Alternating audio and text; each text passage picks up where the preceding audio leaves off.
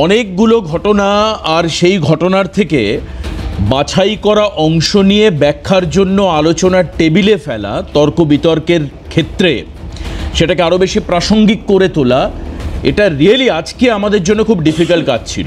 এবার আপনি বলবেন যে কেন? কারণ একদিকে মমতা বন্দ্যোপাধ্যায় মালদার গাজলে দাঁড়িয়ে বলছেন যে যতই চেষ্টা করো বিজেপি বাংলাকে জিততে পারবে না, এসআইআর করো আর যাই করো। বিজেপিকে তিনি বলছেন যে বিজেপি নিজেদের কবর খুঁড়ছে, মানুষ বিজেপিকে সমর্থন করছে না, সর্বতোভাবে তৃণমূল কংগ্রেস পাশে রয়েছে, মমতা বন্দ্যোপাধ্যায়ের বক্তব্য। তথাকথিতভাবে একই বক্তব্যের আবার পুনরুত্থান হলো, সেটা হচ্ছে কেন্দ্রীয় ফান্ডের মানে রাজ্য সরকারের প্রাপ্ত যে টাকা সেটাকে না দেওয়ার প্রসঙ্গ।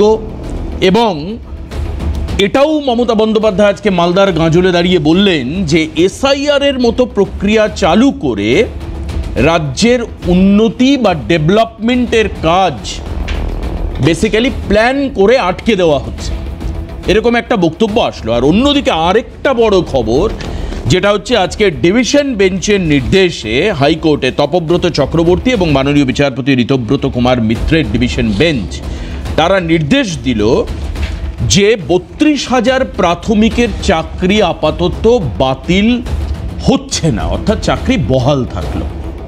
যেটা অভিজিৎ গঙ্গোপাধ্যায়ের সিঙ্গেল বেঞ্চের নির্দেশ ছিল এর আগে, সেই নির্দেশ কার্যত আজকে খারিজ হয়ে গেল এবং ওই নির্দেশেরই কন্টিনিউয়েশনে ডিভিশন বেঞ্চের নির্দেশ আসলো।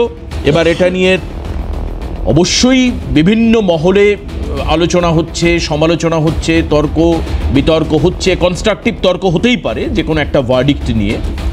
কিন্তু যে ছবিটা দেখা গেল সেটা হচ্ছে এই যে 32,000 যারা একটা প্রভূত মানসিক উৎকণ্ঠা এবং বিড়ম্বনার মধ্যে সময় কাটাচ্ছিলেন, তারা কিন্তু আবেগাপ্লুত হয়ে পড়লেন, তারা কাঁদলেন, একে অন্যকে জড়িয়ে ধরলেন এবং তারা ফোন করে পরিবারকে বললে, দেখতে পাচ্ছেন সেই ছবি আপনাদের টিভি স্ক্রিনে, আবেগ ঘন এক মুহূর্ত, বয়সের সীমা না মেনে প্রত্যেকেই তারা বললেন আমরা 32,000 এক পরিবার।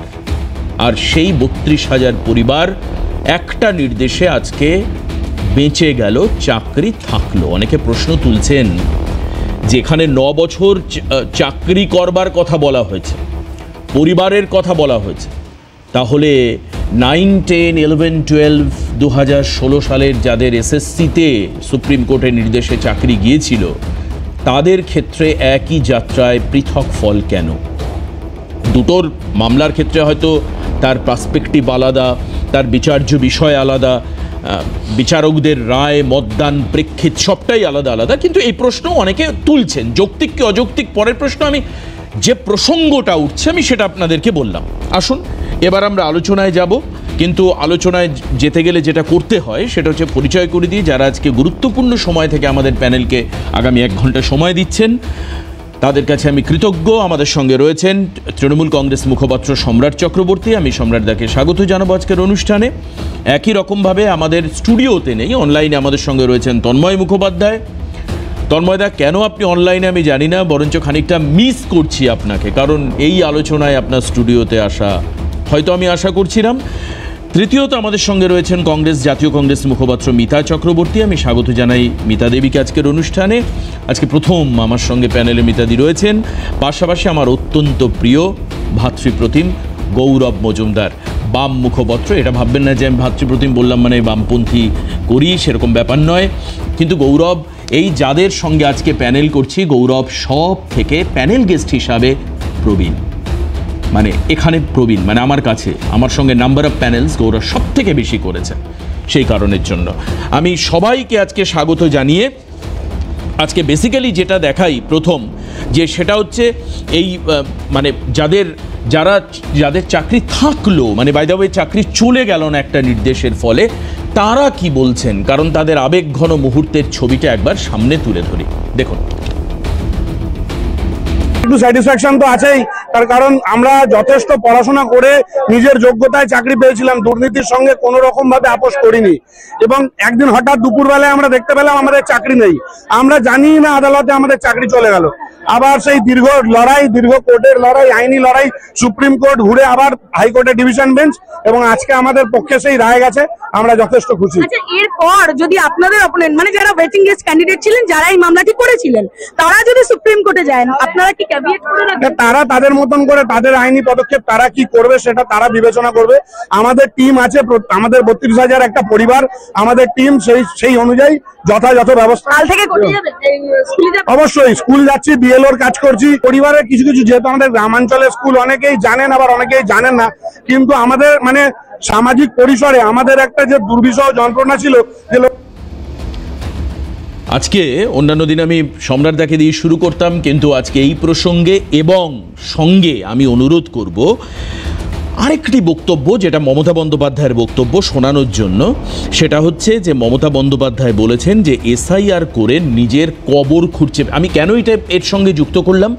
একদিকে 32,000-এর চাকরি প্রসঙ্গে মোটামুটিভাবে তৃণমূলের তরফে সিঙ্গেল বেঞ্চের রায়কে, তখন বিচারপতি অভিজিৎ গঙ্গোপাধ্যায় ছিলেন, পরবর্তীকালে তিনি বিজেপির সাংসদ হয়েছেন, খুব স্বাভাবিক তার রায়কে ইন্টেনশনাল, উদ্দেশ্য প্রণোদিত ইত্যাদি ইত্যাদি অনেক কথা বলা শুরু হয়ে গেছে। সম্রাটদা কীভাবে বলবেন আমি জানি না, কিন্তু বলা শুরু হয়েছে, আমি শুনেছি। পাশাপাশি এই যে বিজেপি যতই চেষ্টা করুক, বাংলা দখল দুরস্ত, নিজেদের কবর খুঁড়ছে বিজেপি। আজকে মুখ্যমন্ত্রী মালদার গাঁজল থেকে বলছেন, কি বলেছেন শুনিয়ে আজকে সম্রাটদা নয়, আজকে তন্ময়দাকে দিয়ে শুরু করব, শুনুন। যতই চেষ্টা করো বিজেপি বাংলা দখল করার দুরস্ত, এসআইআর করে তোমরা নিজেদের কবর খুঁড়েছো, এবং জেনে রেখে দাও মানুষ তোমাদের সমর্থন করে না, করছে না। বিহার আলাদা, বাংলা আলাদা। বিহার তুমি দখল করেছো, বাংলা দখল করা সম্ভব নয়। ইংরেজরা পড়েনি আর তুমি তো কনসার। তন্ময়দা, কার্যত ভোটের দিন এখনো ঘোষণা হতে মাস 3 তো বাকি আছেই আমার মনে হয়, বা 2-2.5 মাস তো বাকি আছে। কিন্তু তন্ময়দা, আপনাকে আমি যেটা জিজ্ঞেস করব সেটা হচ্ছে, একদিকে এসআইআর করে বিজেপি নাকি মানুষের থেকে দূরে সরে যাচ্ছে বলে একটা অবস্থান তৃণমূলের, পাশাপাশি এই সিঙ্গেল বেঞ্চের রায়দান নিয়ে অভিজিৎ বাবুর যে রায়দান ছিল, অভিজিৎ গঙ্গোপাধ্যায়ের, মাননীয় বিচারপতি, পরবর্তীকালের সাংসদ, এই দুটো ইস্যু বিজেপিকে ভোট দিতে এটা প্রায় দোরগোড়া বলা যেতে পারে। এই দোরগোড়ায় কি বিজেপিকে খানিকটা পেছনে ঠেলে দিল? তন্ময়দা, আপনার কি মনে হয়? দেখুন, প্রথমে যদি আমি হাইকোর্টের রায়টা নিয়ে বলি, জানবেন যে বিজেপি সবসময় বলে এসছে যে বিজেপি চায় যোগ্য শিক্ষকরা স্কুলে থাক এবং একজন অযোগ্য শিক্ষক স্কুলে থাকতে না পারে। তো বিজেপি স্ট্যান্ড। তো তারপরে আপনারা জানেন এসএসসির ক্ষেত্রে আলাদা করে সবার ছড়িয়ে, এক্ষেত্রেও আপনারা সিঙ্গেল বেঞ্চের আইসি 32,000 চাকরি চলে গেছে। ডিভিশন বেঞ্চ এরকম বলেনি যে কোনো দুর্নীতি হয়নি। ডিভিশন বেঞ্চ অনেকটা যেটা খাতিরে পরিবারের সুবিধা তারা। তো আমার ধারণা দেবাশিস যে এই কেসও দেখবেন আলটিমেটলি সুপ্রিম কোর্টে গিয়ে পৌঁছবে, কারণ যে পক্ষে জিতুক সুপ্রিম কোর্ট আমার মনে হয় এই ধরনের কেস গিয়ে পৌঁছবে, এবং তারপরে সুপ্রিম কোর্টে ফাইনাল ডিসিশন নেবে। তো আমাদের স্ট্যান্ডটা একই, যে আমরা চাই না একজন যোগ্য চাকরি চলে যাক, আমরা চাই না একজন অযোগ্য যারা এই সমস্ত ভাবে দুর্নীতি করে চাকরি পেয়েছে তারা যেন স্কুলে থাকে। তো এরপরে ঠিক করবেন সুপ্রিম কোর্ট নির্ণয় করে যায়, আর সুপ্রিম কোর্টে না যায় তাহলে ডিভিশন বেঞ্চে যেটা হবে সেটা কোর্টের উপর বিজেপি বলবে। আর দ্বিতীয়ত আপনাকে বলি যে এই আজকে এসআইআর নিয়ে বলছেন, আচ্ছা উনি বলছেন যে বিজেপি কবর খুঁজছে। আচ্ছা, এসআইআর হয়েছে, নির্বাচন কমিশন করেছে স্বচ্ছ ভোটার তালিকা তৈরি করার জন্য, এবং সেই স্বচ্ছ ভোটার তালিকা তৈরি করে ভোট হয়, এই গণতন্ত্র প্রতিষ্ঠিত হয়। না, এটা নির্বাচন কমিশন করেছে তন্ময়দা, এই বিষয়ে আমার কোনো সংশয় সন্দেহ নেই, এটা সাংবিধানিক প্রক্রিয়া নির্বাচন কমিশন করেছে। কিন্তু আপনাদের নেতারা, বিজেপির নেতারা যেভাবে নির্বাচন কমিশনের মুখপত্র হয়ে কথা বলছেন, যেভাবে এসআইআর এর কৃতিত্ব কাঁধে নেওয়ার চেষ্টা করছেন, এটা তো মানুষ ভাববে, মানে সাধারণ মানুষ, মানে যারা অ্যাকচুয়ালি ভোট মেশিনারি, যারা ভোট দেবেন, গ্রামগঞ্জের প্রান্তিক এলাকার মানুষ, ভোট কেমিস্ট্রি তো আপনি আমার থেকে কম বোঝেন তা না, আপনি ভালোই বোঝেন। গ্রামের মানুষকে তৃণমূল অন্ততপক্ষে এটা বোঝাতে সক্ষম হয়েছে যে এসআইআর বিজেপি করাচ্ছে, মুসলিমদের এগেনস্টে একটা পদক্ষেপ নেওয়ার জন্য বিজেপি করাচ্ছে। তো সেই ক্ষেত্রে আমি বলছি, আপনারা কি খানিকটা পিছিয়ে গেলেন? মানে এই যে এসআইআর প্রক্রিয়া কি খানিকটা আপনাদের যে জনমানুষের মধ্যে যে ইম্প্যাক্ট, তাতে কি খানিকটা আঘাত সৃষ্টি করলো? এটা আমি জানি যে আপনারা করেননি। দেখুন, পশ্চিমবঙ্গে যারা গণতন্ত্র পছন্দ করে তারা চাইছে পশ্চিমবঙ্গের ভবিষ্যৎ আমরা ভারতীয়রা নির্ধারণ করব। পশ্চিমবঙ্গের ভবিষ্যৎ নির্ধারণ হবে না রোহিঙ্গারা, মৌলবাদী জঙ্গি বাংলাদেশ থেকে এসে এখানে ঢুকে পড়ে রয়েছে অনুপ্রবেশকারী, তারা পশ্চিমবঙ্গের ভবিষ্যৎ নির্ধারণ করবে না। মানুষের একটি ভোট যাতে পশ্চিমবঙ্গে না পড়ে এবং পশ্চিমবঙ্গের ভোটার তালিকা না থাকে, সেইটা হচ্ছে আমাদের প্রতিটি পশ্চিমবঙ্গবাসী আকাঙ্ক্ষা। সুতরাং এখানে হচ্ছে হিন্দু মুসলিম বলে নেই, এখানে হিন্দু মুসলিম সবাই ভোট দেবে, সবাই পশ্চিমবঙ্গবাসী। আমরা চাই বাংলার উন্নত, কিন্তু তৃণমূল চায় যে জোর করে। আমি তন্ময়দা আপনার একটা কথারও আমি আপনার কথার বিরোধিতা করছি না। আমার প্রশ্ন হচ্ছে মানুষকে বোঝানো। তৃণমূল তো গ্রামগঞ্জে বোঝাচ্ছে মানুষকে, তারা তো মানুষের দরজায় দরজায় গিয়ে এটা বলছে। আমি বলছি সেই যে মানুষের যে মাইন্ডসেট, সেটা তো ভোটে গিয়ে তার এফেক্টটা পড়বে। দেখুন, একমাত্র এটাতে চাপবে না, কারণ এটা তো কারণ কিছু যারা আজকে মমতা বন্দ্যোপাধ্যায় বলছেন যে তুমি যতই চালাকি করো মহৎ কার্য সম্ভব নয়। তন্ময়, আমি আসছি আপনার কাছে, কিন্তু তার আগে হাতে নয় বিজেপি ভাতে মারবারও চেষ্টা করছে। কিভাবে কি বললেন মমতা বন্দ্যোপাধ্যায়? সম্রাটদার কাছে যাওয়ার আগে একবার আপনাদেরকে শোনাই, শুনুন আগে। আমাদের ভাতে মারার চেষ্টা করছে বিজেপি, টাকা দিচ্ছে না, মিথ্যে কথা বলছে। ওই ফেসবুক, ইউটিউব আর টুইটারে মিথ্যে কথা বলছে, সব ফেক ভিডিও। এখন আর্টিফিশিয়াল এজেন্সিকে দিয়ে আমার ছবি দেখাবে, আমার মুখের কথা দেখাবে, কিন্তু ওটা আমি নই, এটা মাথায় রাখবে। বিজেপি করছে লুট আর বলছে ঝুট। ঝুমলা পার্টি, হ্যাংলা পার্টি, অত্যাচারী পার্টি, স্বৈরাচারী পার্টি, দুর্নীতিগ্রস্ত পার্টি। পাশাপাশি বিরতিতে যাওয়ার আগে ছোট্ট করে শুনিয়ে দিই যে গৌতম পাল পর্ষদ সভাপতি এবং রাজ্যের বর্তমান শিক্ষামন্ত্রী ঠিক কিভাবে এই যে চাকরি বাতিল হলো না সেই ইস্যুটাকে হাইকোর্টকে তারা কৃতিত্ব দিলেন বা তার রায়কে সম্মান দিলেন, সব কিছু করলেন, কিন্তু সেটা নিজেদের দিকে, নিজেদের একটা সাফল্য বলে তারা নিজেদের দিকে টেনে নিলেন। আগামীকাল বা আজকের অনুষ্ঠানেই এই রায়দানকে ভোটের বাক্সে কনভার্ট করা চেষ্টা করা হবে না, এটা কেউ হলফ করে বলতে পারে না। তারা বলবেন, এটা আমি এসছে এখানে যে ওই হচ্ছে বিজেপির যে ভদ্রলোক, যে সাংসদ, সে উদ্দেশ্য প্রণোদিতভাবে ভুল রায়দান করেছেন, অর্থাৎ অভিজিৎ গাঙ্গুলির দিকে টার্গেট পয়েন্ট হবে। আসুন শোনাই গৌতম পাল এবং ব্রাত্য বোস কি বলেছেন, শুনব। মাননীয় হাইকোর্ট ডিভিশন বেঞ্চ আজকে ক্লিয়ারলি বলেছেন যে অ্যাপটিটিউড টেস্ট যে নেওয়া হয়নি, যেটা প্রমাণ উপস্থাপিত করা হয়েছে সেটা যথোপযুক্ত নয়। আমরা প্রমাণ দিয়েছিলাম যে অ্যাপটিটিউড টেস্ট নেওয়া হয়েছে, সেটা মাননীয় বিচারপতি ডিভিশন বেঞ্চ, মাননীয় আদালত সেটা মেনে নিয়েছেন। আমি তাদের উদ্দেশ্যে বলবো যে আপনাদের অভিনন্দন। আপনাদের মধ্যে একটা গভীর উদ্বেগ এবং অনিশ্চয়তার মধ্যে কাটাতে হয়েছে। সেই উদ্বেগ এবং অনিশ্চয়তা আমাদেরও স্পর্শ করেছে। আমার মুখ্যমন্ত্রীকে বারবার, মমতা বন্দ্যোপাধ্যায়কে এই উদ্বেগের ছোঁয়াচ তার মধ্যে পড়েছে, আপনাদের উদ্বেগ। কিন্তু ফাইনালি আপনারা আজকে জিতেছেন, আপনারা কর্মস্থলে যেতে পারছেন এবং আজকে প্রাথমিক বেঞ্চের রায় ডিভিশন বেঞ্চ সেটা সাইড করে দিয়েছে, একপাশে সরিয়ে রাখা হয়েছে। ফলে আপনারা আবার মাথা উঁচু করে কর্মস্থলে যান এবং আমার মুখ্যমন্ত্রী, আমার সরকারের উপর ভরসা রাখুন। আর বিরোধী দলের নেতা তিনি কিভাবে দেখছেন রায়দানকে, শুনুন। ডিভিশন বেঞ্চের রায় হয়েছে 32,000 শিক্ষক শিক্ষিকা তার পরিবারের কথা ভেবে, অর্থাৎ মানবিক দিক। আমি এই প্রথম দেখলাম জুডিশিয়ারি মানবিক কারণে বৈধ জাজমেন্টকে খারিজ করলেন। একই ক্ষেত্রে এসএসসির ক্ষেত্রে পদ্ধতি দেখানো হয়েছে, প্রাইমারির ক্ষেত্রে তাদের পরিবারের কথা 9 বছর চাকরি করেছে এই কথা দেখানো হয়েছে। একইভাবে জুডিশিয়ারির এক একটা বেঞ্চ এক একজন বিচারপতি এক একভাবে ব্যাখ্যা করেছেন। কিন্তু আমি মনে করি জুডিশিয়ারিতে সবসময় ডকুমেন্ট এবং তথ্যের উপরে হওয়া উচিত।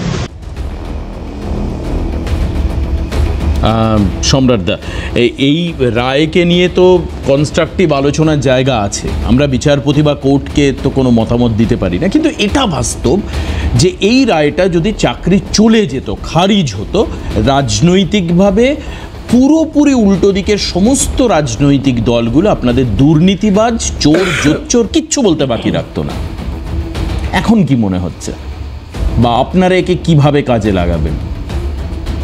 বিরোধী দলনেতা যতটা বক্তব্য দেখালে তারপরেও কিছুটা ছিল আমি দেখেছি, যেখানে তিনি বলেছেন যে অভিজিৎ গাঙ্গুলির বিচারটাই সঠিক ছিল, এই ধরনের একটা মন্তব্য। আচ্ছা, কিন্তু অভিজিৎ গাঙ্গুলি বলছেন যে একজন সিঙ্গেল বেঞ্চের রায়ের পরে ডিভিশন বেঞ্চ নেওয়া যেতে পারে, ডিভিশন বেঞ্চ রায় দিলে সিঙ্গেল বেঞ্চের রায়টা ওর সঙ্গে কন্টিনিউ হয়ে যায়, ওটা রায় বলে কিছু থাকে না। ঠিক, সঠিক ছিল, এটা বলেছেন বিরোধী দলনেতা। মনে থাকবে দেবাশিস যে শুভেন্দু অধিকারী একটা সময় বলেছিলেন তৃণমূল কংগ্রেস আমার বিরুদ্ধে আর কী বা বলতে পারবে নারদা ছাড়া। তারপরে অভিজিৎ গাঙ্গুলি বলেছিলেন শুভেন্দু কাগজে মুড়ে যেটা নিচ্ছে সেটা যে টাকা, তার প্রমাণ কি? একজন চোর যিনি বলছেন আমি চুরি করেছি, চোরের নতুন বিয়ে করা বউ থাকলে বলতো ও ভুল করেছে, অন্যায় করেছে। সেক্ষেত্রে অভিজিৎ গাঙ্গুলি বলছেন চোর, তার প্রমাণ কি? তিনি বিচারক। সম্রাট, আপনি রিদেমে বলছেন, সরি মাঝখানে কথা বললাম, আপনি বলছেন যে শুভেন্দু অধিকারীর কাগজের ভেতরে টাকা ছিল কিনা তার প্রমাণ বিচারপতিরা বলছেন, অনেকে যে তার ভেতরে আমি সেই জায়গায় বলছি না, আমি বলছি আপনারাও তো বহুবার বহু অনুষ্ঠানে বলেছেন যে অর্পিতার খাটের তলায় পাওয়া টাকা পার্থবাবুর, তার প্রমাণ কি? না, দুটো গুলিয়ে ফেললে হবে না। আমি বলছি প্রথমে শুভেন্দু অধিকারী বলেছেন তৃণমূল কংগ্রেস নারদা ছাড়া আমার বিরুদ্ধে আর কি বলতে পারবে, আচ্ছা, তার মানে স্বীকার করে নেওয়া। তারপরে বিচারক অভিজিৎ গঙ্গোপাধ্যায় বলছেন শুভেন্দু অধিকারীর কাগজে যে টাকা ছিল কি প্রমাণ। আচ্ছা, দুটো তফাৎ আছে। আচ্ছা, দেখো, যেখানে 2021 ইডি, সিবিআই, সিআরপিএফ, এনআইএ আরও অনেক সংস্থা একযোগে আক্রমণ, বাংলা দখল নেব, হলো না, আপকি বার 200 পার 77-এ আটকে গেল, এখন ছেড়ে দাও। তারপরে ঠিক 2021-এর পরবর্তী ক্ষেত্র থেকে দেখো বিচার ব্যবস্থাকে প্রভাবিত করা, খুঁজতে খুঁজতে একজন দালাল পাওয়া গেছিল, বিজেপির দালাল, সে আবার সিপিএমের কার পায়ের তলায় বসে আইন শিখেছে, রামবাম এক হয়ে গেল। উদ্দেশ্য কী ছিল? শিক্ষা ব্যবস্থাটাকেও ধ্বংস করে দেওয়া অনেক কিছুর মধ্যে। তাহলে আজকের এই রায় প্রথমেই বলি আমরা স্বাগত জানাই মহামান্য কলকাতা হাইকোর্টের ডিভিশন বেঞ্চের বিচারপতিদের। রাজ্যের মাননীয় মুখ্যমন্ত্রী মমতা বন্দ্যোপাধ্যায় তার বিবৃতি দিয়েছেন, শিক্ষামন্ত্রী বিবৃতি দিয়েছেন। আমরা 32,000 এই শিক্ষকের সঙ্গে বরাবরই ছিলাম সহমর্মী। আমরা বরাবরই বলেছি বিচারের ক্ষেত্রে ন্যাচারাল জাস্টিস এটা ভীষণ গুরুত্বপূর্ণ। 100 জন দোষী ছাড়া পেয়ে গেলেও একজন নির্দোষ যেন ছাড়া না পায়। কিন্তু উদ্দেশ্য কী ছিল? 2026-এর নির্বাচনের আগে এই 32,000 ঢাকি সমেত বিসর্জন দিয়ে দেব। মানবিক রায় অমানবিক হতে বলছেন নাকি? বিচার ব্যবস্থা মানবিক হবে না। দ্বিতীয় কথা, আমি তার সঙ্গে কিন্তু ন্যাচারাল জাস্টিসের কথাও বলেছি। তাই আমরা এই রায়কে সর্বতোভাবে স্বাগত জানাই। এই 32,000 শিক্ষক, তাদের পরিবার, তাদের উৎফুল্লতা, তারা আজকে বিশ্বাস করছে, আজকে যারা নতুন করে 32,000 মানুষের চাকরি খাওয়ার জন্য সুপ্রিম কোর্টে যাওয়ার কথা বলছেন, তারা চিহ্নিত করতে পারছেন ওই 32,000 মানুষ কতজন। আরে দোষী তদন্ত হবে, কেউ যদি অন্যায় করে থাকে তদন্ত হবে, তার দোষ প্রমাণিত হলে তার এগেনস্টে শাস্তি হবে। কিন্তু 32,000 শিক্ষকের চাকরি খেয়ে নেওয়ার উদ্দেশ্য কি থাকতে পারে? এক, নির্বাচনের আগে মানুষের কাছে প্রমাণ করা, বিচার ব্যবস্থাকে নিয়ে যে তৃণমূল কংগ্রেসকে হেয় প্রতিপন্ন করা, এবং 2 অমানবিকভাবে দখল নেওয়ার চেষ্টা, শিক্ষাক্ষেত্রটাকে ধ্বংস করে দেওয়া। আমি দুটো লাইন পড়ে শোনাবো এখানে। এই রায়ের ক্ষেত্রে বলা হচ্ছে যে সিবিআই তদন্তে জানানো গেছে 264 জনের ক্ষেত্রে অনিয়ম হয়েছে। সম্রাট দাই রিপিট এগেইন, সিবিআই তদন্তে জানা গেছে 264 জনের ক্ষেত্রে অনিয়ম হয়েছে এবং তাদের চিহ্নিত করা গেছে। আরও 96 জন কোয়ালিফাইং মার্কস পেয়েছিল, তাদেরকেও চিহ্নিত করা গেছে, যাদেরকে অনিয়মিত রিক্রুটমেন্টের মাধ্যমে ঢোকানো হয়েছিল। অর্থাৎ 264 এবং 96 জনকে 360 চিহ্নিত করা গেল। একদম 360। প্রশ্ন তো এখানে বারবার এটা আসবে, এই 26,000 চাকরি যাওয়ার পেছনে চিহ্নিতকরণটাই তো সম্ভব হয়নি। Segregation was not possible by SSC. চিহ্নিতটা কারা করেছে?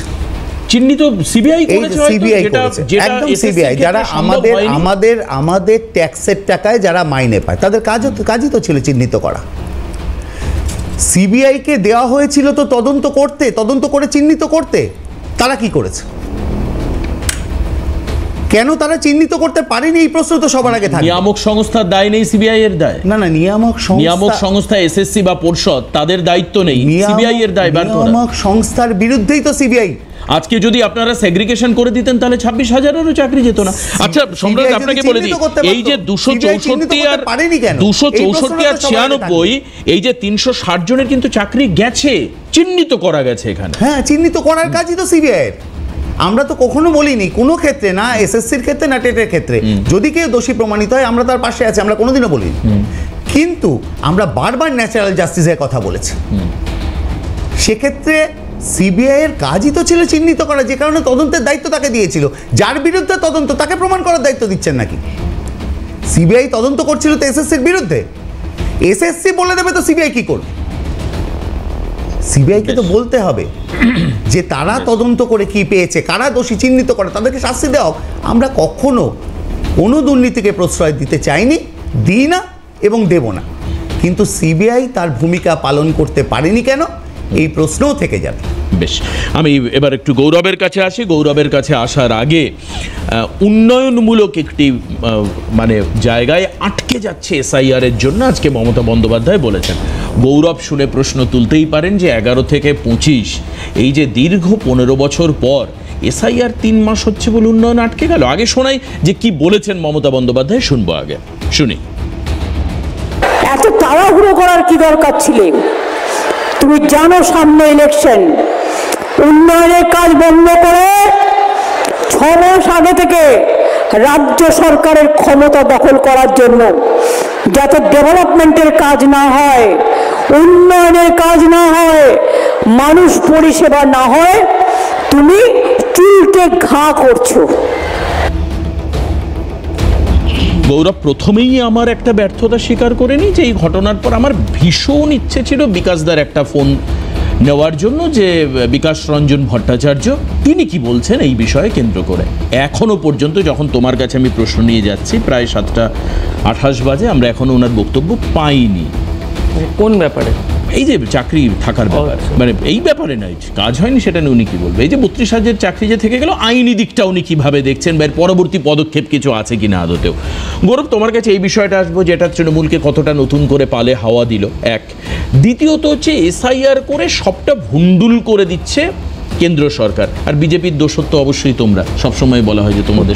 কথা হচ্ছে যে 32,000 চাকরি রইল, এটা তো কোর্ট রায় দিয়েছে। এখন কোর্ট বিভিন্ন বিষয় তারা দেখে রায় দিয়েছেন, কিন্তু প্রশ্নটা হচ্ছে যেটা এখানে আসছে, মানবিকতার একটা ন্যাচারাল জাস্টিসের কথা তৃণমূলের সম্রাটদা বলছিলেন। আচ্ছা, ন্যাচারাল জাস্টিস মানে কি এটা যে হাইকোর্টের জজের বাড়ির সামনে পোস্টার মেরে দেবে, তারপরে হাইকোর্টের জজকে এজলাসের মধ্যে হেনস্থা করবে, এগুলো ন্যাচারাল জাস্টিস? ন্যাচারাল জাস্টিস মানে কি এটা শিক্ষকরা আন্দোলন করবে, তাকে লাথি মারবে পুলিশ, তাকে লাঠি মারবে, তাকে কামড়ে দেবে, তার বিরুদ্ধে মামলা করবে? ন্যাচারাল জাস্টিস মানে তো আমি গণতান্ত্রিক অধিকার, আমার প্রতিবাদ করার আমার অধিকার যা আছে সংবিধান আমাকে দিয়েছে সেটা পাওয়ার। ন্যাচারাল জাস্টিস জাস্টিস মানে এটা নয় যে আমার বিরুদ্ধে পুলিশ ব্যবস্থা গ্রহণ করবে, মেট্রো স্টেশনের সামনে দাঁড়ালে পুলিশ ভ্যানে করে তুলে নিয়ে গিয়ে কোর্ট লকআপেই থানার লকআপে ঢুকিয়ে দেবে। এটা ন্যাচারাল জাস্টিস হতে পারে না। উনি ন্যাচারাল জাস্টিস আর অধিকার বা কোর্টের রায় গুলিয়ে দিচ্ছেন। 1, 2 রায় দিয়েছেন বিচারপতি, নিশ্চয়ই সেই রায় আমি মাথা পেতে নেব, কিন্তু ন্যাচারাল জাস্টিসের কথা বলছেন আজকে তৃণমূলের প্রতিনিধি। আপনি কামদুনি থেকে শুরু করুন আনিস খান পর্যন্ত, আরজিকর পর্যন্ত, কামদুনির যে বিচার প্রক্রিয়া তাকে বারবার এই রাজ্যের সরকার বিভিন্ন রকমভাবে আটকানোর চেষ্টা করেছে। 14 বার পিপি বদল হয়েছে। কেন তারা এখনো অবধি ন্যাচারাল জাস্টিস পেল না? বরুণ বিশ্বাস কেন ন্যাচারাল জাস্টিস পেল না? তৃণমূলের নেতা তপন দত্ত, কোর্ট রায় দিয়েছে সিবিআই তদন্ত, কেন সেই তদন্তের মুখোমুখি হচ্ছেন না যারা অভিযুক্ত? ন্যাচারাল জাস্টিসের কথা বলছেন এই পশ্চিমবাংলার বুকে? ন্যাচারাল জাস্টিস আছে যেখানে দাঁড়িয়ে বিরোধী দলগুলো যারা যখন এইখানে কোভিডের সময় বামপন্থীরা, বিমান বসু থেকে শুরু করে সূর্য মিশ্ররা যারা শুধু দাঁড়িয়ে প্ল্যাকার্ড হাতে সরকারের কাছে দাবি জানাচ্ছিল, তাদের বিরুদ্ধে মামলা করা হয়েছে, তাদের বিরুদ্ধে একাধিক মামলা করা হয়েছে। বিমান বসুর মতন একজন বয়স্ক মানুষকে গিয়ে কোর্ট থেকে জামিন আনতে হয়েছে। আসলে ন্যাচারাল জাস্টিস এ রাজ্যের বুকে তৃণমূল কংগ্রেস মুখে যাই বলুন, এ রাজ্যের বুকে ন্যাচারাল জাস্টিস উঠে গেছে। আপনি বলুন তো, আজকে কোর্ট তো বলেছে দুর্নীতির কথা, কোর্ট তো বলেনি যে দুর্নীতির তদন্ত হবে না। যারা আসলে তৃণমূল কংগ্রেসের যারা চুরি করেছেন, যারা ডাকাতি করেছেন, যারা এইসব করেছেন, এইসব দুর্নীতির সঙ্গে যুক্ত, তারা একটু হয়তো আজকে রাত্রিবেলা একটু ভালো করে ঘুমোতে পারবেন যে টাকা পয়সা মাল ঝেড়ে আমি নিজের সম্পত্তি করেছি, আর একটু রাত্রিবেলা ঘুমোই। এতদিন তো ঘুমোতে পারিনি, কোর্টের রায় কি হবে? আসলে ওই একদিনের ঘুমোনো। টাকা চুরি করেছেন তৃণমূল কংগ্রেসের নেতারা, তৃণমূল কংগ্রেসের নেতার বাড়ির খাট থেকে টাকা পাওয়া গেছে, উনি যতই অস্বীকার করুন, পার্থ চ্যাটার্জি তৃণমূল কংগ্রেসের নেতা। তারপরে দাঁড়িয়ে আজকে আমরা দেখেছি যে কালীঘাটের কাকু বলেছেন যে কোথায় কোথায় টাকা ভাগ হয়েছে, কোন ভাগ কালীঘাটে গেছে, কত ভাগ তৃণমূলের নেতাদের কাছে গেছে, এই সব আমরা দেখেছি। ন্যাচারাল জাস্টিস মানে এটা নয় যে তৃণমূল দুর্নীতি করবে আর সেই দুর্নীতির বিরুদ্ধে কোর্টে যাওয়া যাবে না, প্রতিবাদ করা যাবে না, প্রতিরোধ করা যাবে না। ন্যাচারাল জাস্টিস এটা নয়। আর মমতা ব্যানার্জি আজকে উন্নয়নের কথা বলছেন, মমতা ব্যানার্জি বলুন আজকে 15 বছর মালদার যে গঙ্গা ভাঙন, মালদার বিড়ি শ্রমিক, মালদায় হচ্ছে যে আইন শৃঙ্খলা আমাদের দলের বা কংগ্রেসের বা বিজেপির নয়, দুলাল সরকারকে গুলি খেতে হয়েছে বাড়ির সামনে দাঁড়িয়ে। উনি উন্নয়নের কথা বলছেন, আগে উনি বলুন যে মালদার যে উন্নয়ন, মালদা শুধু না পশ্চিমবাংলার উন্নয়নের ক্ষেত্রে সরকারি স্কুলগুলো বন্ধ হয়ে যাচ্ছে, বেকারত্ব বাড়ছে, উনি নাকি 2 কোটি ব্লকে নাকি চাকরি দিয়েছেন। কোথায় চাকরি? পশ্চিমবাংলায় মমতা ব্যানার্জিকে কেউ হচ্ছে যে কারখানার ফিতে কাটতে দেখে না, পাড়ার হচ্ছে যে শৌচালয় উদ্বোধন করতে দেখে। ওনার অনুপ্রেরণায় হচ্ছে যে চিড়িয়াখানায় সিংহের শাবক জন্ম দেয়, আর উনি এখানে উন্নয়নের কথা বলছেন। আসলে মমতা বন্দ্যোপাধ্যায় আর বিজেপি একে অপরের পরিপূরক হয়ে এ রাজ্যের বুকে কাজ করছেন। আর বিজেপির এমপি আছেন, বিজেপির এমএলএ আছেন মালদায়, তৃণমূলের জেলা পরিষদ আছে মালদায়। তারা কি করেছেন? তারা মালদার জন্য শুধু না, মালদা, মুর্শিদাবাদ, ওদিকে দিনাজপুর, আরও ওপরে চলে যান আর নিচে চলে আসুন, সারা পশ্চিমবাংলায় কি করেছে? এই রাজ্যের বিধানসভায় দাঁড়িয়ে পশ্চিমবাংলার উন্নয়নের জন্য তিনি কি করেছেন সেটা বলুন। ওইসব মিথ্যে কথা বলে ঢপবাজি দিয়ে চলবে না। উত্তর সম্রাটদা দেবে। তবে গৌরবের এই পুরো বক্তব্যের মধ্যে এখন তো আমরা আজকে ডিসেম্বরের, আজকে তারিখ হচ্ছে 3 তারিখ, গত বছর না এই বছর জানুয়ারি 2 তারিখে ইংরেজবাজারের প্রাক্তন পুরো মানে সহ উপপ্রধান ছিলেন আর কি দুলাল সরকার, তাকে গুলি করা হয়েছিল।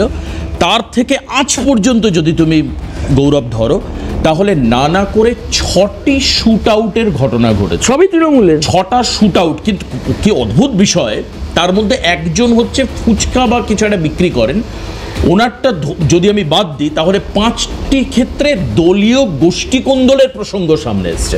অদ্ভুত, মানে এটা সম্রাটদা কীভাবে ব্যাখ্যা করবেন আমি জানি না। কয়েকদিন আগে, মানে এই ধরুন আজ থেকে দিন 7 আগে, একজন তৃণমূলের ব্লক প্রেসিডেন্টকে গুলি করে দিন দুপুরে খুন করে দেওয়া হয়েছে। মালদার কথা আমি বলছি, আমি অন্য জেলা যাচ্ছি না। মানে বুঝতে পারছেন কি ভয়াবহ একটা পরিস্থিতি তৈরি হচ্ছে।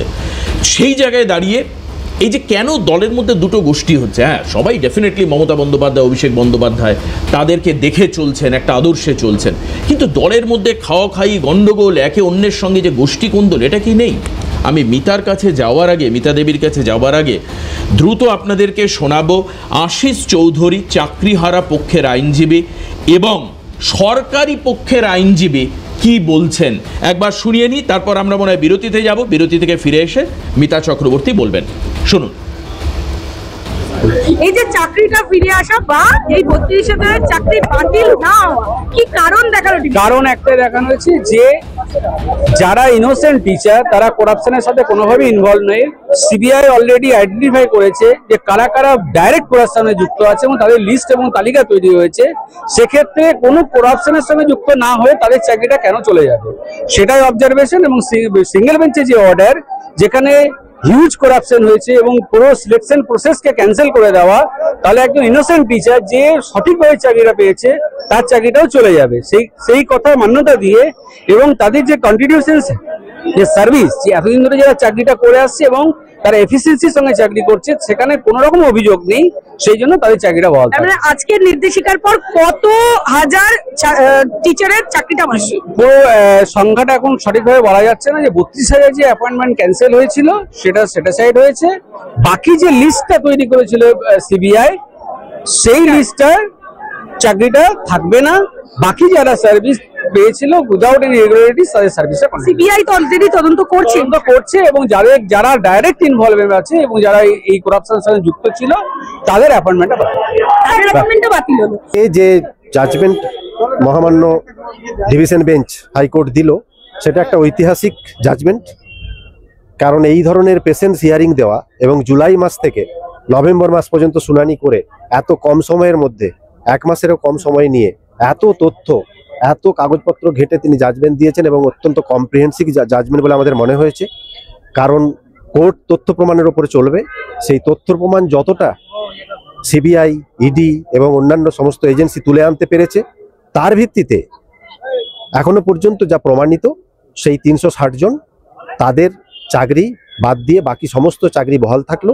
এবং সিঙ্গেল বেঞ্চের যে অর্ডার অভিজিৎ গাঙ্গুলির, সেটি তিনি সেটিসাইড করেছেন, খারিজ করে দিয়েছেন। প্রথম দিন থেকে আমরা এই মামলা ডিলিজেন্টলি আমরা করেছি এবং আজকে সেই ঐতিহাসিক রায় বেরিয়েছে।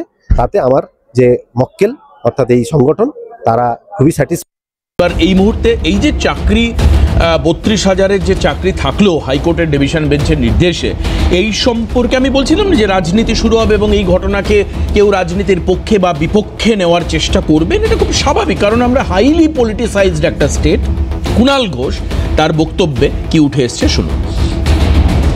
যে শিক্ষকদের চাকরি কেড়ে নিতে চাইছিল কিছু লোক, একটা র্যাকেট, তাদের প্রত্যেককে শুভেচ্ছা তাদের চাকরি বহাল থাকার জন্য। এবং পশ্চিমবঙ্গ সরকার, মাননীয় মুখ্যমন্ত্রী, মাননীয় শিক্ষামন্ত্রী আপনাদের পাশে ছিলেন। এবার কিন্তু যে বিচারপতি যিনি রায় দিয়েছিলেন, এই যে চাকরি খাওয়ার রাজনীতি, মানুষ এবার চোখের উপর দেখে নিন যে চাকরি খাওয়ার রাজনীতিটা কারা করেছে। টু বাম, কিছু রাম, কিছু কংগ্রেসের আইনজীবী, তার সঙ্গে কিছু রাজনীতিবিদ, এবং দুর্ভাগ্যজনক হলেও এটা দেখা গিয়েছে যে পক্ষপাত দুষ্ট বিচারপতি। তো একজন দুজনের ভূমিকা সম্পর্কে প্রশ্ন থাকে। তো এদের এই চাকরি খাওয়ার রাজনীতি, এই শিক্ষক, শিক্ষিকা বা কর্মপ্রার্থীদের চোখে জল ফেলে সেই চোখের জলের উপর দাঁড়িয়ে বিরোধী রাজনীতি করতে গিয়েছে, সেটা আজকে প্রমাণিত। মিতা, এইটুকু অংশের মিতা দেবী যদি এইটুকু বক্তব্যকে রাখি, খুব স্বাভাবিক পারসেপশনে মানুষের বিচার ব্যবস্থার উপর থেকে আস্থা জিরো হয়ে যাবে। জিরো মানে উনি বলছেন যে বিচার প্রক্রিয়াকে কাজে লাগিয়ে রাজনৈতিক দল চাকরি খাচ্ছে। একদম পরিষ্কার অবস্থান, সম্রাটদার সামনেই আমি বাইট চালালাম। খুব স্বাভাবিকভাবে এই ধরনের বক্তব্য রেখে সাধারণ মানুষের বিচার, মানে অ্যাটলিস্ট তো আমাদের কাছে কিছু না হোক আমরা বলি যে বিচার ব্যবস্থা রয়েছে, ঈশ্বর রয়েছে, কথাটা তো আমরা বলি। মানুষের স্বাভাবিক মানুষের ধারণার উপর কতটা এফেক্ট পড়বে। আর এই যে এক্ষেত্রে কিন্তু দেখতে পাওয়া যাচ্ছে আপনার আইডেন্টিফাইড ফ্রড বেরিয়ে আসছে সামনে। এই নির্দেশের সঙ্গে 26,000-এরটাকে গুলিয়ে ফেলা উচিত কি উচিত না, বা এই যে অভিজিৎ গঙ্গোপাধ্যায় তিনি ইন্টেনশনালি একটা রায় দান করেছেন, সেই বিষয়ে আপনার কি মন্তব্য? পাশাপাশি মুখ্যমন্ত্রীর কেন্দ্রের বিরুদ্ধে তোপ।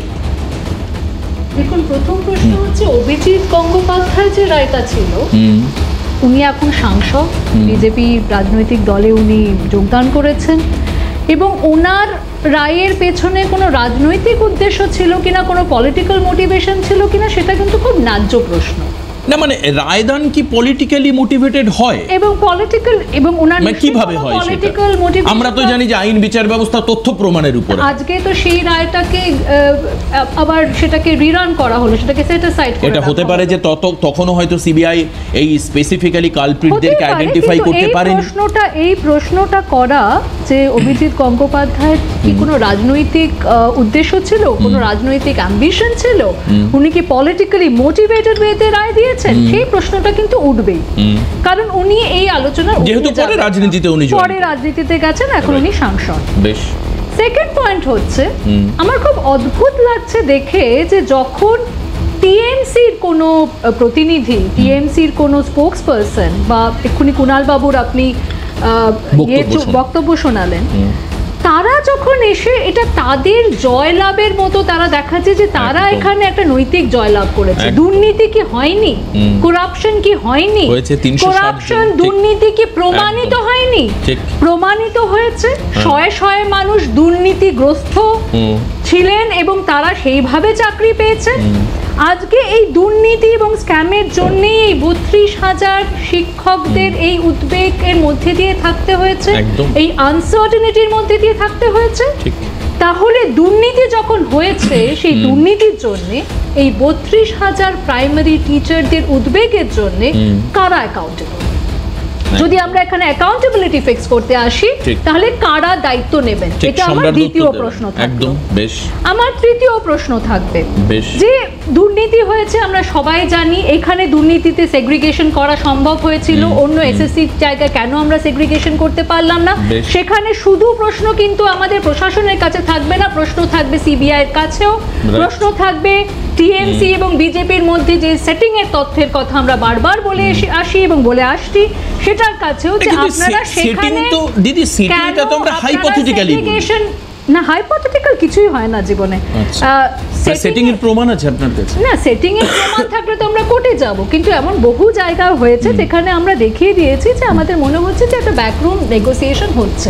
আজকে 400 পার বলে মোদিজি যখন 240-এ গিয়ে দাঁড়িয়ে যান, তখন কোনো বিল পাস করতে ওনার হতেই পারে টিএমসির কাছে 29খানা এমপি রয়েছে, তাদের অ্যাবস্টেইন করানোর প্রয়োজন থাকতে পারে, ব্যাকরুম নেগোসিয়েশন হতেই পারে, এতে তো সন্দেহের কোনো বিষয় থাকে না।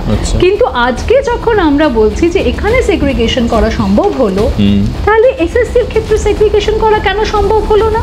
সেখানে কি সিবিআই তার দায়িত্ব নেবে না? এবং এই প্রশ্নগুলো থেকেই যায়। আজকে যখন আমাদের বাড়ির সন্তানরা, আমি নিজে একটি মা, আমাদের বাড়ির সন্তানরা যখন স্কুলে যান, আমরা কেন চাইবো এরকম একটা পরিস্থিতি যেখানে আমরা জানবো না যে শিক্ষক বা শিক্ষিকারা যোগ্য কি অযোগ্য? একদম এরকম হাজার হাজার সরকারি স্কুল আজকের দিনে পশ্চিমবাংলায় বন্ধ হয়ে গেছে। বহু প্রান্তিক স্কুল আছে যেখানে সরকারি শিক্ষক শিক্ষিকা নেই সরকারি স্কুলে। সেরকম একটা জায়গায় দাঁড়িয়ে যখন আমরা জানি যে ঠিক আছে এই স্কুলে শিক্ষক বা শিক্ষিকা তো আছে, কিন্তু তাদের যোগ্যতা সম্বন্ধে আমরা নিশ্চিত নই, কারণ আমরা জানি না তারা কি পদ্ধতিতে চাকরি পেয়েছে, তার কি পদ্ধতিতে তারা নিযুক্ত হয়েছে, সেখানে এই পরিস্থিতির জন্য কারা দায়ী? রাজ্যের শাসক দল কি দায়ী নয়? কিন্তু ডোন্ট মাইন্ড মিতা দেবী, মমতা বন্দ্যোপাধ্যায় রাজ্যের মুখ্যমন্ত্রী তো বলছেন, আপনি তো এডুকেশনাল স্ট্রাকচারের একটা ডিল্যাপিটেশনের কথা বলছেন। মমতা বন্দ্যোপাধ্যায় বলছেন 2 কোটি মানুষের চাকরি হয়েছে। আপনি দেখুন, আপনি বলছেন যে এডুকেশনের জায়গাটা ধ্বংস হয়ে গেছে, কিন্তু লোকে চাকরি তো পাচ্ছে, স্বনির্ভর তো হচ্ছে। উনি তাহলে সেই ডেটাটা দিয়ে দিন। উনি এতগুলো বিজনেস সামিটস করেন, উনি বলেন এত লক্ষ কোটি টাকার এই ইনভেস্টমেন্ট আসছে, কিন্তু উনি কি কোনোদিন সেই ডিটেইলসটা দিয়েছেন যে আমার এই ইন্ডাস্ট্রি ভার্টিকালে সরাসরি উত্তর সম্রাট ঠিক এত টাকার ইনভেস্টমেন্ট এসেছে, এত হাজার চাকরি হয়েছে, নো ইস্যু, একদম ডাইরেক্ট আমি এই তথ্য আমি জানতে চাইবো, আমার পক্ষে দেওয়া সম্ভব নয় কারণ আমি তৃণমূল মুখপাত্র নই। যা প্রশ্ন করছেন মিতা দেবীর থেকে এক হাতখানেক দূরত্বে বসে থাকা সম্রাটদা হচ্ছে অ্যাকাউন্টেবল এই উত্তর দেওয়ার ক্ষেত্রে, বা উনি হচ্ছেন যোগ্য মানুষ মুখপাত্র, উনি বলবেন। সম্রাটদা, দুর্নীতি যে হয়নি তা নয়, এই যে দুর্নীতির ছবিটা খুব পরিষ্কার আমার কাছে। আমি তথ্য আপনাকে একটু আগে দিচ্ছিলাম যে 264 প্লাস 96 এবং এরা চিহ্নিত। এখন যদি দেখা যায় যে আগামীকাল এরকম একটা মামলা হয় যে 32,000-এর মধ্যে আরও দুর্নীতিগ্রস্ত রয়েছে, বিপদ। আর কিন্তু যেটা মিতা দেবী প্রশ্ন করছেন সেটা হচ্ছে যে আপনাদের এই যে মানে এই যে একটা ধোঁয়াশা তৈরি করা, এটা কার জন্য হয়েছে? এর দায় কে নেবে?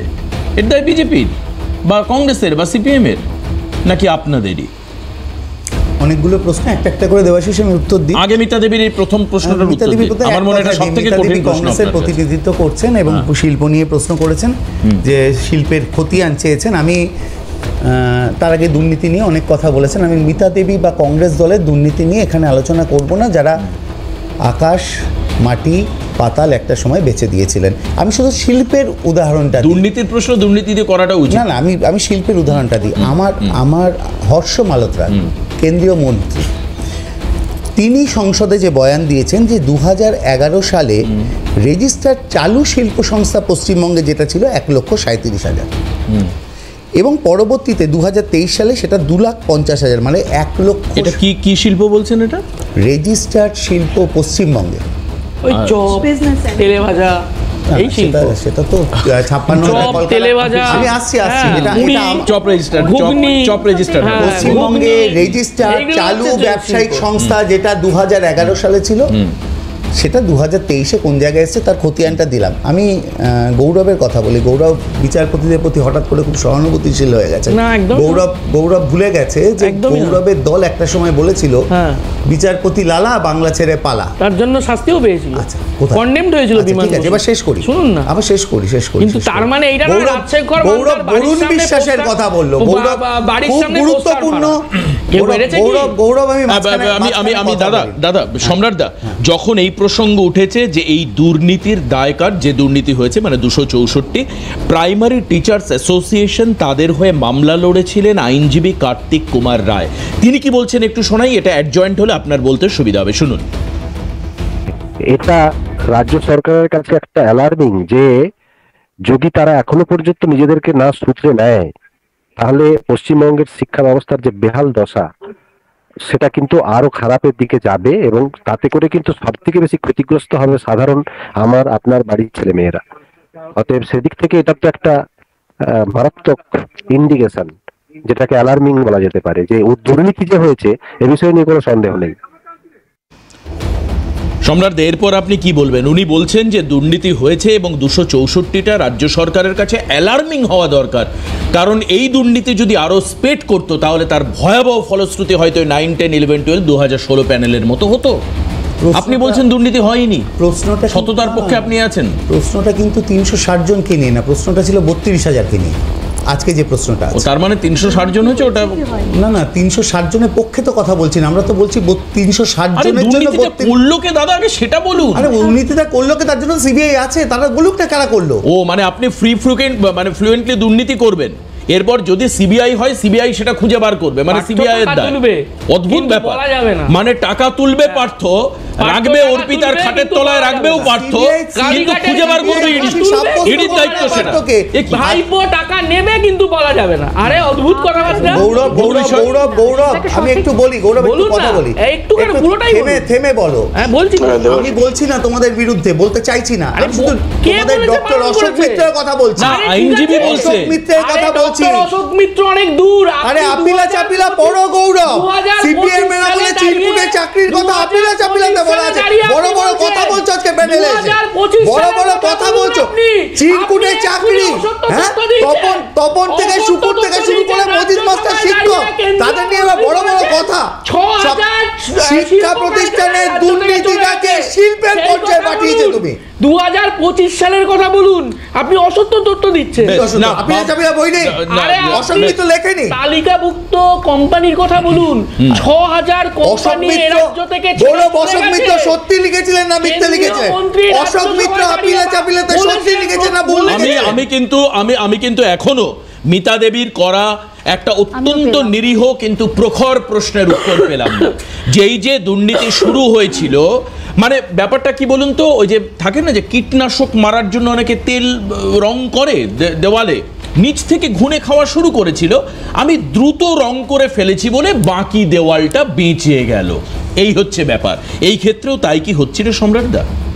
না না, সেটা প্রশ্নই নেই। মিতা দেবীরা দুর্নীতি নিয়ে প্রশ্ন করার জায়গায় আছেন তো, নিশ্চয়ই আছেন, বলেন তো। হ্যাঁ, যে কেউ করতে পারে। মিতা দেবীদের দলের বিরুদ্ধে যখন কোনো দুর্নীতির তদন্ত হয় তখন মিতা দেবীরা বলেন উদ্দেশ্য প্রণোদিত, আর যখন তৃণমূল কংগ্রেসের হয় তখন সিপিএম এর সাথে হাত মিলিয়ে ফেলে এখানে দাঁড়িয়ে, এবং যে কারণে সারা ভারতবর্ষে পর পর বর্জন হচ্ছে প্রতিটা ক্ষেত্রে। দেখুন না, বর্জন হওয়ার সঙ্গে দুর্নীতির কোনো দুর্নীতির কথা মিতা দেবীকে বলতে হবে। একই প্রশ্ন তো মিতা দেবীকে উত্তর দিতে হবে। কংগ্রেস আমলে দুর্নীতিগুলোর ক্ষেত্রে উত্তর দেন, তার মানে তো আপনি আগে প্রথমেই আজকে এখানে শেষ করব, হাতে আর একেবারে সময় নেই, আমায় মার্জনা করবেন। এই আলোচনা শেষ পর্যন্ত আরো ত্বরান্বিত করা যেত, বক্তাদের অনেক বক্তব্য শোনা যেত, কিন্তু একটা পার্টিকুলার সেগমেন্টের সময় থাকে, সময় শেষ আমাদের কাছে। নিশ্চিতভাবে আগামীকাল আমারই রয়েছে আল্লাহ, হয়তো কালকে আবার এই বিষয়ে আলোচনা হতে পারে নতুন আপডেটের উপর ভিত্তি করে। আজকে এখানেই শেষ করব। পরবর্তী খবরের জন্য নজর রাখুন ক্যালকাটা নিউজে। সবাইকে ধন্যবাদ, নমস্কার।